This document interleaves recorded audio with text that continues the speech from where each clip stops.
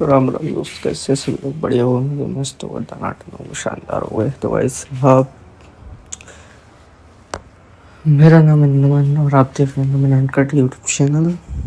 तो भाई साहब, हम यहाँ पे आज आपको बताने वाले हैं जो आप अपने 20 लेके 30 या 25 के बीच में जो भी पैसा कमाते हो उसको इन्वेस्ट करना सही रहेगा या फिर क्या करना सही रहेगा।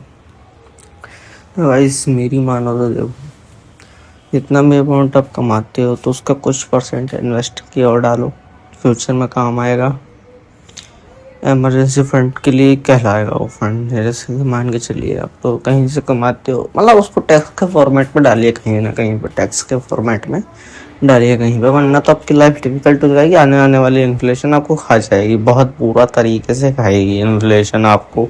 सबको ही खा रही है। आने वाले टाइम में कोई अपने घर में भी नहीं रह पाएगा, सब रेंटेड रहेंगे या फिर लीज पर रहेंगे या फिर कुछ और तरीके से रहेंगे।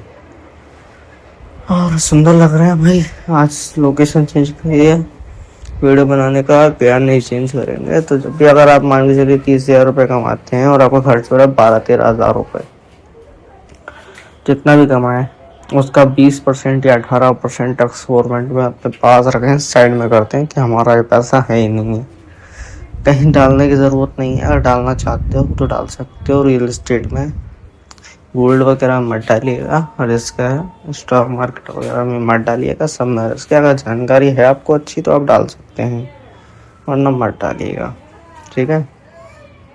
और इन्वेस्टिंग आप शुरू की ज़रूरी नहीं है 20-25 के हो तब इन्वेस्टिंग शुरू करो, उससे पहले भी आप इन्वेस्टिंग शुरू कर सकते हो, कोई दिक्कत नहीं है। इन्वेस्टिंग जितना जल्दी शुरू करो उतनी अच्छी बात है। इन्वेस्टिंग से आपको प्रॉफिट ही होगा, और इन्वेस्ट इसलिए करना पैसा आपको तुरंत मिले, ठीक है।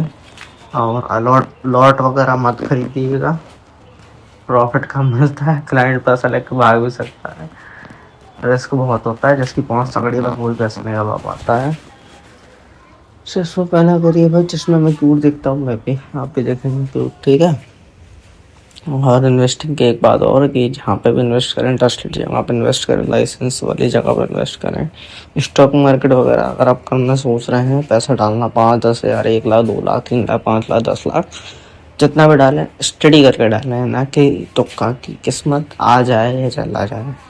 स्टडी करो मेरे भाई, पूरा फॉर्मेट समझो, बढ़िया रिसर्च करो, तब डालो स्टॉक मार्केट में पैसा, वरना मत डालो। कोई ज़रूरत नहीं है स्टॉक मार्केट में। स्टॉक मार्केट में वैसे लाखों करोड़ रुपए भरा पड़ा है, अरबों रुपए।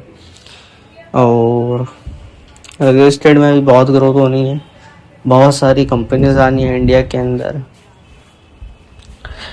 अप्रॉक्स बहुत इन्वेस्टमेंट आनी है। मध्य प्रदेश के अंदर ही 70,000 करोड़ की इन्वेस्टमेंट आनी है। तो रियल एस्टेट में अगर आप डालना चाहें तो पैसा डाल सकते हैं। बाकी इन्वेस्टिंग जब से शुरू करना आप जब से कर सकते हैं, ज़रूरी नहीं आप 20 के हो गए हो तो इन्वेस्टिंग करो, 25 के हो तो इन्वेस्टिंग करो। इन्वेस्टिंग करो फ्यूचर के लिए सिक्योर रहेगा। अपना मतलब टैक्स के अकॉर्डिंग अमाउंट काटिए, जैसे कि 18%, 20%, उतना ही अमाउंट अपने साइड में रख दीजिए, कहीं पर डाल दीजिए, उसको ही आप इन्वेस्ट करिए। बहुत प्यारा रहेगा आपका फ्यूचर में, शादी होने के बाद या शादी होने के टाइम पे या फिर इमरजेंसी फंड का टाइम पे बहुत काम आएगी इन्वेस्टमेंट आपको। और किसी अपने को पैसा मत दीजिए, डूबने का 99.9% चांस है।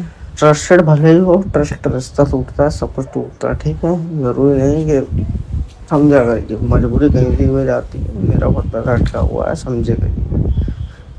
अब बोलोगे मैं ही ज्ञान दे रहा हूँ, मेरे ही पैसा अटका हुआ है, भाई समझा करो, अटकाना पड़ता है, कई बार अटक जाता है पैसा। तो यही थी आज की बात की, इन्वेस्टिंग शुरू करिए कभी भी, वरना जैन जी तो हैं ही, हम भी जैन जी, आप भी जैन जी हो।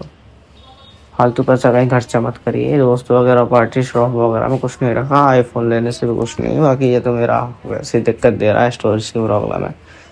एंजॉय करिए लाइफ।